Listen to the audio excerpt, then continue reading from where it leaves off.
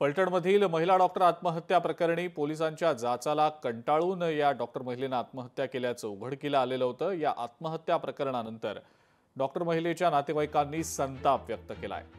त्या पोलीस कर्मचाऱ्याला फाशी द्या अशी नातेवाईकांनी मागणी केलेली असून न्याय मिळेपर्यंत मृतदेह ताब्यात न घेण्याचा पवित्रा नातेवाईकांनी घेतलाय।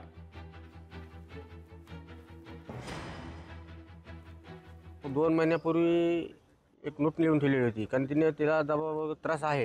ह्या कर्मचाऱ्याकडून, पोलीस कर्मचाऱ्याकडून, डॉक्टरांकडून, कोणाकडून, राजकीय पुढाऱ्याकडून दबाव आहे। पण त्याच्यामध्ये फक्त ते कर्मचारी काहीतरी नाव आहेत कोणाची, 4-5 जणांची, ते त्यांच्याकडून दबाव आहे म्हणून मला त्रास आहे म्हणून त्याचं लिहून ठेवून ती फिर्याद द्यायला गेली ती। पण ती फिर्याद पोलीस प्रशासनाने घेतली नाही। तिला त्या टायमाला न्याय दिला, ते कुणीच दखल तिच्यावर दिली नाही। पण तिने आम्हाला काही कळून दिलं नाही, त्यामुळे आम्ही काही त्याचं लक्ष दिलं नाही। आकर्षीवरतीनं ते जीवन संपवलं, पण आम्हाला कोणाला काय माहीत होऊन दिलं। आज तरी आम्ही डेड बॉडी सातारा जिल्हा रुग्णालयात घेऊन आलो। त्या टायमाला पत्रकार बंधूंनी तिच्या हातावर जे लिहिलेलं आहे ते आम्हाला काय अगोदरचं 12 वाजता 9 वाजता आम्ही इथं पोहोचलो, तोपर्यंत 4, 5, 6 तास उलटले, पण आम्हाला त्यांनी बॉडी उघडून दिली नाही, काहीच करून दाखवून दिले नाही। वरी घेऊन फोटो काढून दाखवलं होतं, आम्ही ते वाचलं तर इतकं चारित्र्य होते, आज सांगासारखं नाही असं लिहून हे केलं आहे। त्याच्यामुळे मी माझ्या न्याय भेटल्याशिवाय बॉडी ताब्यात घेणार नाही।